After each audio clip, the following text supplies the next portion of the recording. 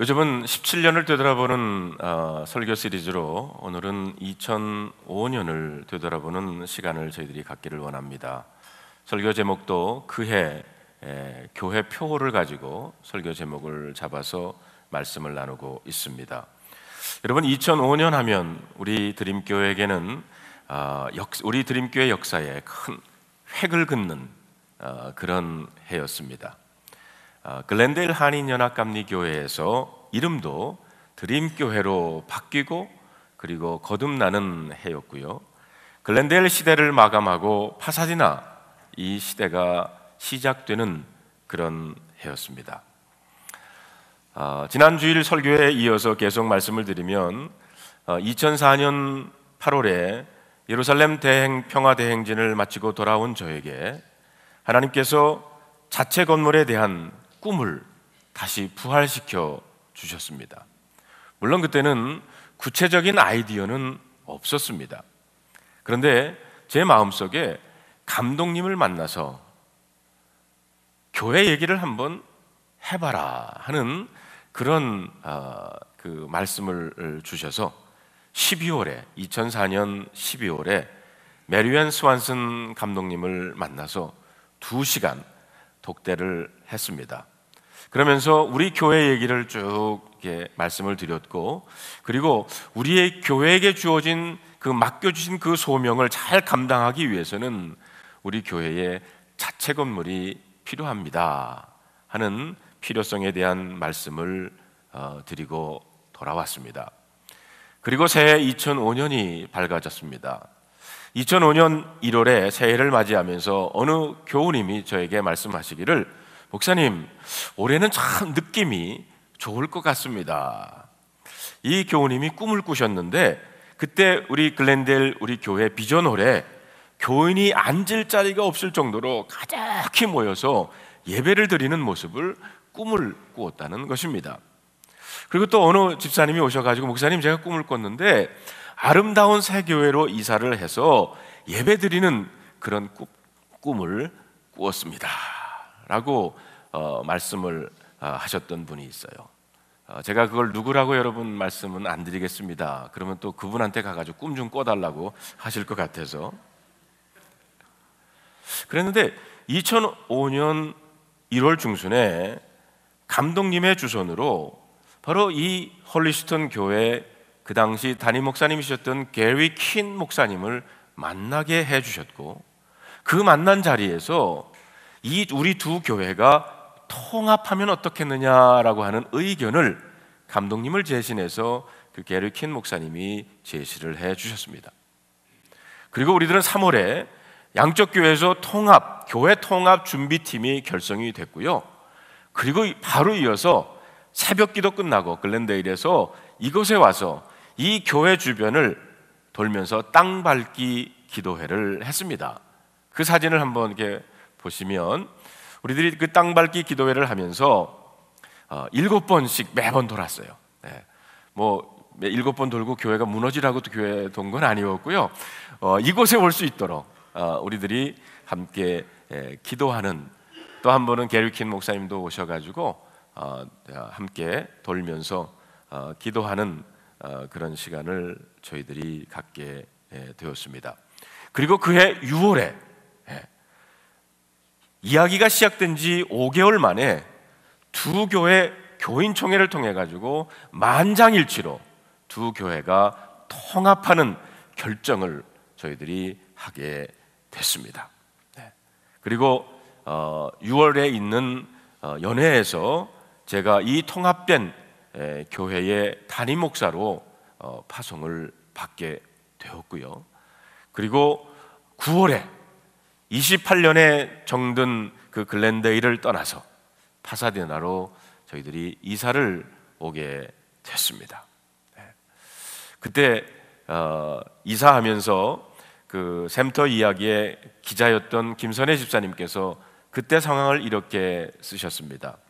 8월 27일, 28일 우리 모두가 기다리고 기다리던 이사하는 날, 거의 100도가 넘는 무더위 속에서도 100여 명의 교우들이 이틀에 걸쳐 구슬 같은 땀방울을 흘리며 지난 28년 동안 모이고 쌓인 그 많은 살림살이들을 파사디나의 홀리스턴 우리 새 교회로 무사히 옮겼습니다. 연세 많으신 장로님들로부터 젊은 청년들과 어린아이들까지 무거운 짐들을 들어 나누느라 몸은 힘들었지만 하나같이 새로운 기대에 부풀어 시간 가는 줄 모르고 즐겁게 이사를 마쳤습니다. 바쁘게 움직이는 동안에 잠깐씩 시간을 내서 소감을 물었어요. 그때 우리 교회 김영숙 집사님께서 이렇게 소감을 말씀하셨습니다. 오랫동안 정들었던 교회를 떠나는 아쉬움이 조금은 있습니다. 그러나 새로운 곳에 대한 희망과 기대에 신나는 하루였습니다. 그때는 윤필원 장로님 이렇게 말씀하셨습니다. 도저히 끝이 날 것 같지 않았던 일이었는데 작은 힘들을 모으니까 너끈히 해낼 수 있었습니다. 앞으로도 몇몇의 커다란 힘이 아닌 많은 작은 힘들이 우리 교회의 모든 일들을 가능하게 할 것이라 믿습니다. 저는 전 교인들에게 편지를 썼습니다. 이렇게 편지를 썼습니다. 할렐루야, 모든 영광을 하나님께 드립니다. 참 좋으신 하나님께서는 소수의 사람들을 부르셔서 글렌데일의 한인 감리교회가 생기도록 힘을 주셨습니다. 신앙의 갈망을 기대하는 이민자들에게 소망과 꿈을 잃지 않는 하나님의 성루의 역할을 감당한 지 언 27년이 되어갑니다.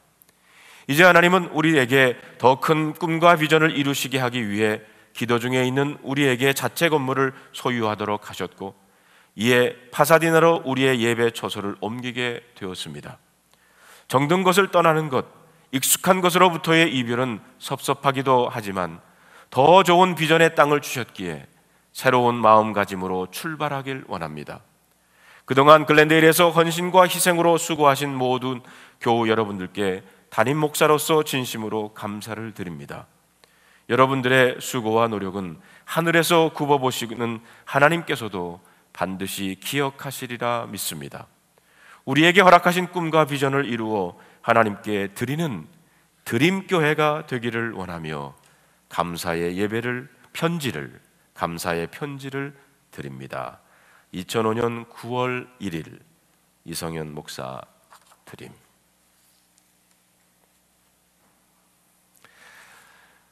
구약 성경에 등장하는 예언자들에게는 공통점이 있는 것을 우리들은 발견하게 됩니다.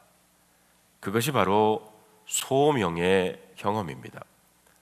그들이 하나님의 말씀을 외치는 예언자가 될 수 있었던 것은 바로 하나님의 부르심, 콜링 때문이었습니다.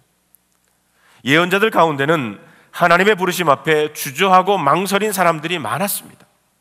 또 예언자의 길을 걸으면서 부딪히는 고난과 비웃음과 따돌림과 박해 앞에서 회의를 느끼고 포기하고 싶은 생각을 가졌던 사람도 많았습니다. 그러나 그들을 부르신 하나님의 부르심 때문에 그들은 순종하며 예언자의 길을 걸어갔습니다.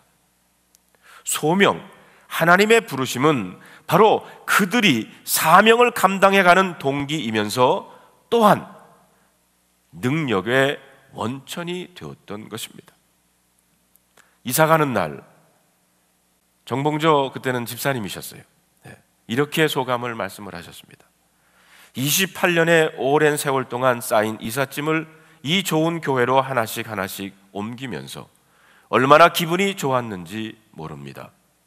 하나님께서 이 새 교회를 통하여 주시는 소명을 이루어 드리는 우리 모두가 되어야겠다고 생각했습니다. 새 교회로 이사하는 우리들에게도 하나님의 부르심, 거룩한 소명이 주어진 것입니다. 오늘 봉독해드린 이사야서 6장의 말씀은 예언자들의 소명을 말해주는 가장 대표적인 말씀 가운데 하나입니다. 주전 742년에 하나님의 부르심을 받아서 40년 이상 예언자로 활동한 이사야는 유대 백성들의 역사 속에서 치울 수 없는 발자취를 남긴 예언자입니다. 오늘의 본문 말씀 속에서 먼저 드리고 싶은 말씀은 첫째로 위기는 바로 하나님의 임재와 부르심을 느끼는 기회라고 하는 사실입니다. 오늘 성경 본문은 우시야 왕의 죽던 해에라고 시작을 합니다. 여러분, 우시야 왕은 남왕국 역사에서 주전 783년에서부터 742년까지 40년 이상을 통치한 어진 왕이었습니다. 그가 왕으로 있는 동안 나라는 안정되었고 국력은 부강했습니다. 이런 강력한 왕이 세상을 떠나고 만 것입니다. 나라의 장래가 염려가 됐고 불안한 상황이었습니다. 이 위기, 이 어려운 때에 하나님께서는 이사야를 부르셨다는 겁니다.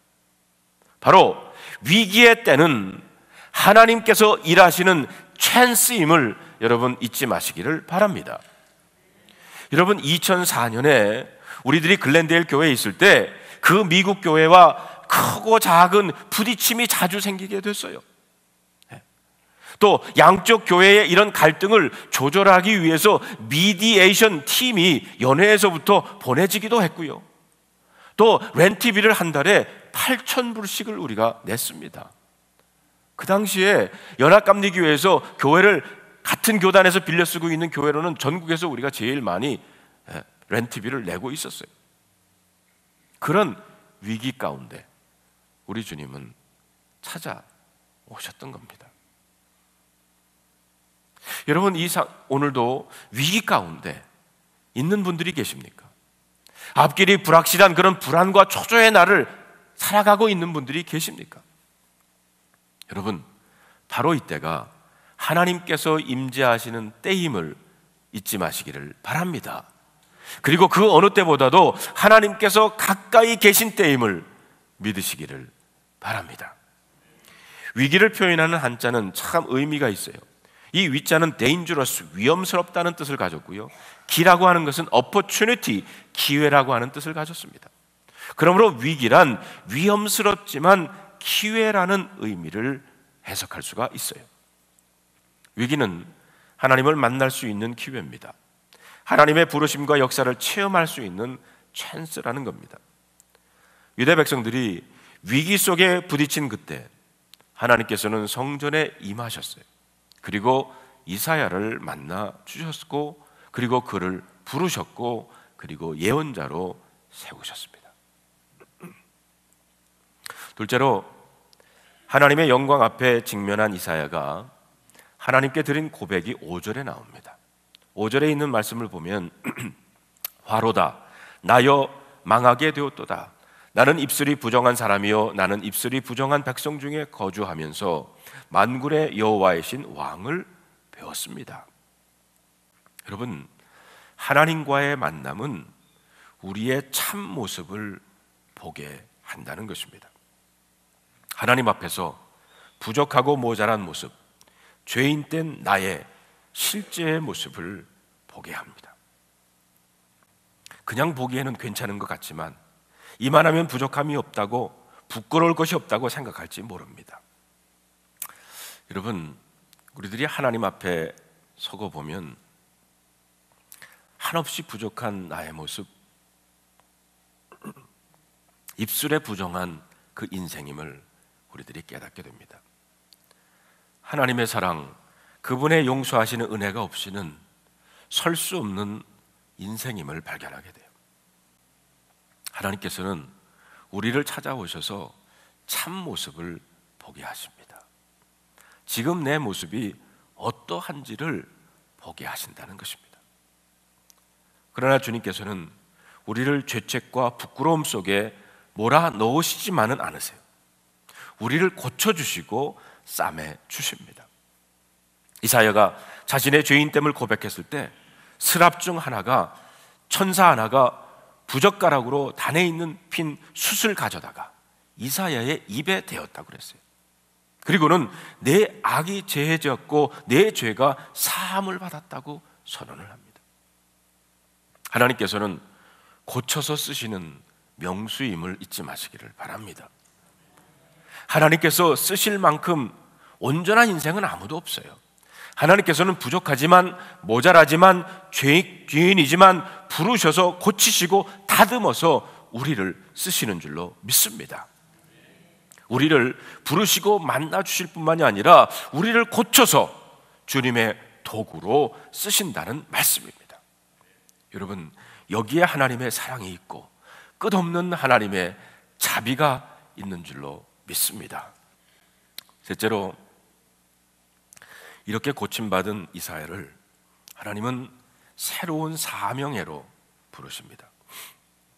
고침받은 이사야가 주님의 음성을 듣습니다. 내가 누구를 보내며 누가 우리를 위해서 갈꼬? 그때 이사야가 이렇게 대답합니다. 내가 여기 있나이다. 나를 보내소서.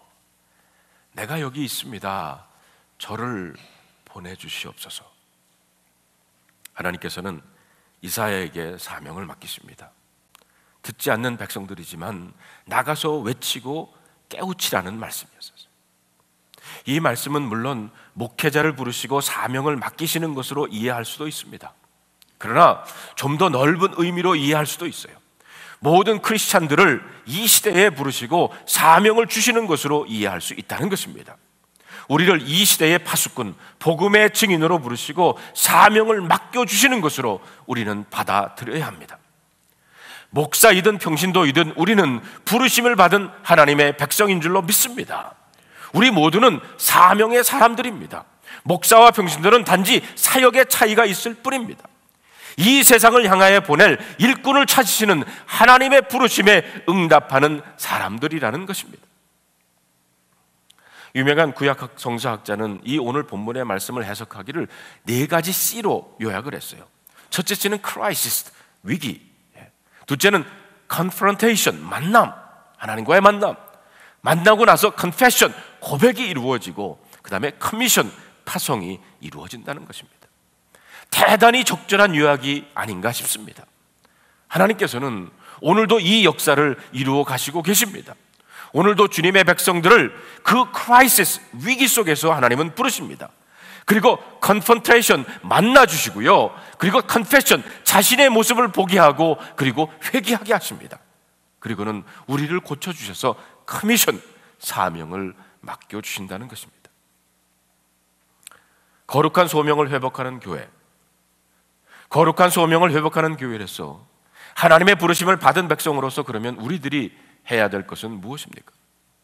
첫째는 하나님께서는 하나님의 백성들을 세상 속으로 불러내셔서 거룩한 공동체로 교회를 세우셨습니다. 여기서 거룩하다고 하는 이 말은 영어로 set apart, 다르다, 구별한다고 하는 뜻을 가지고 있습니다. 하나님께서는 그의 백성들을 세상 속에서 불러내셨어요. 여러분, 교회라고 하는 그 말의 뜻은 called out, 불러낸 백성이라고 하는 뜻입니다. 여러분, 왜 우리를 하나님께서는 불러내셨습니까? 세상 사람들과는 다른 백성, 거룩한 백성으로 살아가도록 불러내신 겁니다. 성경의 역사를 보면 부름받은 하나님의 백성들은 세상의 사람들과는 다른 믿음, 다른 인생으로 살아갔습니다. 그들은 주 하나님을 섬기고 예배했어요. 하나님의 뜻을 붙들고 세상 사람들과는 다른 삶을 살아갔습니다. 구약 성경 속에서 자주 되풀이되는 말씀이 있어요. 그 말씀은 하나님께서 거룩하니 너희도 거룩하라고 하는 말씀입니다. 하나님께서는 교회를, 하나님의 백성들을 세상의 사람들과는 다른 구별된 백성으로 부르셨어요. 그러하기에 교회는 거룩한 공동체입니다. 하나님을 예배하며 거룩한 삶을 향해 끊임없이 자라가야 되는 것이 바로 교회라는 것입니다. 하나님께서는 이 교회를 통해서 하나님의 백성들이 구별된 모습으로 살아가기를 원하십니다. 이 뜻을 깨닫고 응답하는 삶이야말로 하나님을 기쁘시게 하는 삶, 하나님께 영광 돌리는 삶이 될 줄로 믿습니다. 둘째로, 하나님께서는 그의 백성들이 서로 돕고 붙들어주는 사랑의 공동체로 교회를 세우셨습니다. 하나님께서는 세상과 구별되는 거룩한 공동체로 세우시고 그 백성들이 세상 사람들과는 다른 삶을 살기를 원하셨는데 그것이 바로 사랑의 삶입니다. 험한 인생길 헤쳐가는 주님의 백성들이 서로 붙들어주고 서로 격려해주는 삶을 살아가기를 원하신 거예요. 그런데 사랑의 공동체가 되어야 될 교회에 와서 오히려 상처받는 사람들이 있다는 것입니다. 로스앤젤레스 침례교회를 섬기는 박성근 목사님께서 신문에 기고한 험담은 위험한 게임이라고 하는 글을 보니까 이런 말을 쓰셨더라. 위대한 사람은 사상을 논하고 평범한 사람은 시사를 논하며 천박한 사람은 사람을 논한다. 이거는 바버그라고 하는 사람이 험담이라고 하는 책에서 나온 글이라고 해요. 그럼에도 불구하고 왜 우리는 험담을 즐깁니까? 첫째로 그것은 재미가 있기 때문입니다. 칭찬이나 덕담을 하면 좋긴 하지만 그것이 고소하고 재미는 없습니다. 그러나 남을 도마 위에 올려놓고 씹는 일은 시간 가는 줄 모르고 즐길 수 있다는 겁니다. 둘째로 상대적 우월감을 느낄 수 있기 때문입니다. 최소한 누군가의 험담을 하는 동안만은 자신이 상대보다 뛰어난 사람같이 느낍니다. 물론 착각이지만 말입니다. 셋째로 다른 사람들이 귀를 쫑긋하며 자신의 주변을 둘러쌉니다. 마치 기자회견장의 유명 인사같이 비밀 보따리를 풀어놓을 때 그는 스스로 중요 인물이 되는 것 같습니다. 그러나 이보다 더 중요한 이유가 있습니다. 사람들이 험담을 즐기는 이유는 거의 모든 사람들이 험담을 용인하기 때문이라는 것입니다. 아니, 오히려 부추기기까지 합니다. 잔인한 이야기는 바퀴를 타고 굴러가고 모든 사람은 그 굴러가는 바퀴에 기름칠을 한다고 그랬어요. 그래서 한 번 시작한 험담을 멈추지 않고 그 반경을 넓히며 번져 나가는 것이라는 겁니다. 데이라고 하는 사람이 새 황금문이라고 하는 글에서 이렇게 충고를 하고 있어요. 우리들이 말하기 전에 새 황금문을 지나게 하라. 물론 그 문은 좁은 문이다. 첫째 문은 말하기 전에 이것이 참된 말인가? 둘째 문은 이것이 꼭 필요한 말인가? 그리고 마지막 가장 좁은 문은 이것이 친절한 말인가? 이것을 생각하고 말하는 겁니다.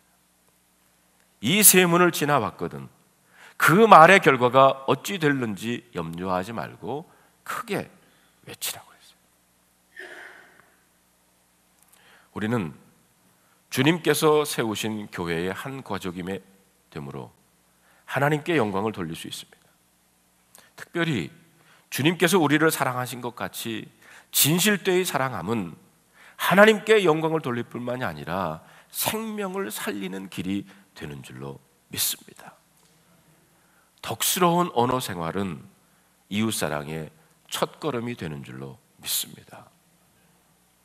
우리 교회 김기영 권사님께서 몇 주 전에 LA 마라톤을 참여를 하셨어요.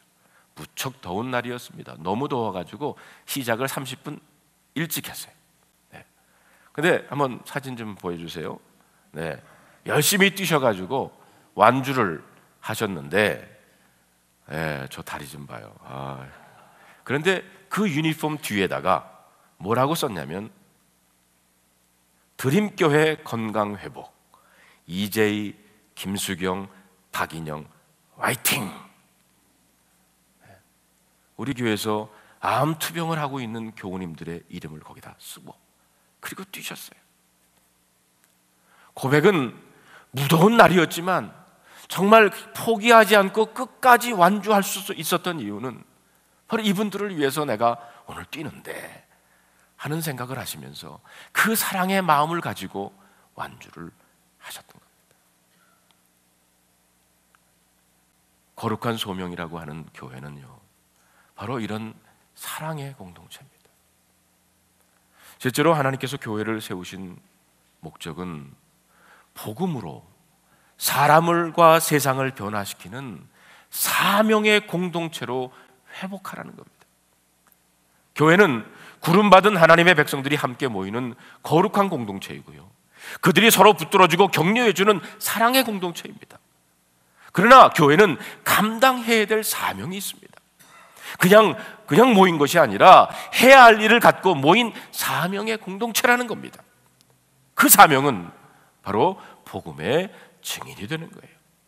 땅끝까지 복음을 전하여서 온 세상이 그리스도 앞으로 돌아오게 하는 사명입니다. 더 많은 사람들이 예수 그리스도 안에 나타난 그 하나님의 사랑을 깨닫고 응답하게 하는 겁니다. 더 넓은 세상 속에 하늘에서 아버지의 뜻이 이루어진 것처럼 땅에서도 아버지의 뜻이 이루어지도록 헌신하는 겁니다. 그래서 윤필원, 유현주 선교사님들이 필리핀에 나가 계신 거고요. 또 우리 교회 샘터에서 각 선교지를 돕는 것이 바로 이것이 우리 교회의 사명이기 때문입니다. 하나님께서는 길 잃어본 한 마리의 양 한 마리가 돌아오는 것을 기뻐하셨어요. 하나님의 백성들이 이 사명을 깨닫고 살아가는 것이 하나님에게는 큰 기쁨입니다.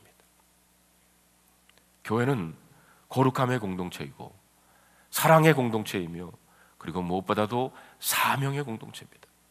하나님께서는 교회를 통해서 사람들과 이 세상을 새롭게 세워가기를 원하십니다. 하나님께서는 교회를 통해서 오늘도 영광 받기를 원하세요.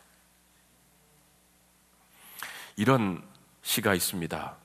하나님은 우리의 손 외에는 다른 손이 없으시고 우리의 발 외에는 다른 발이 없으시며 우리의 입 외에는 다른 입이 없으시다.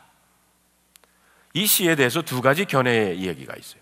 첫째는 하나님을 너무 제한하는 노래라고 비판을 했습니다.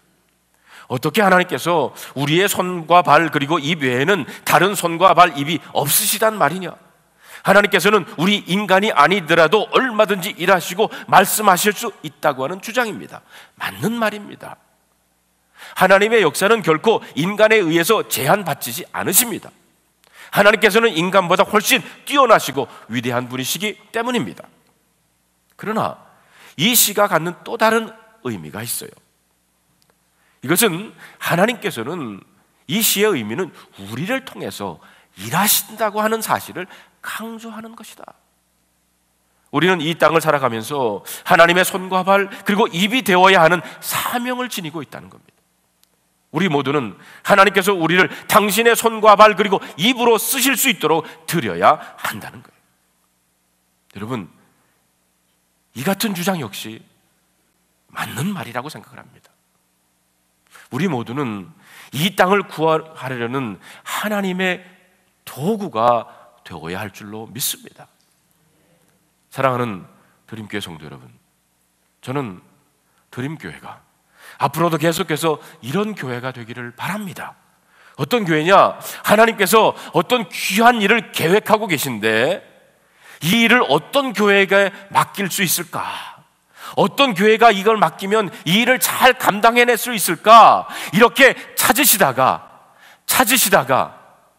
바로 이 드림교회 그 일을 맡기시는 그런 교회가 될 수 있기를 바랍니다. 그런 거룩한 소명을 회복하는 드림교회가 되시기를 주님의 이름으로 축원합니다.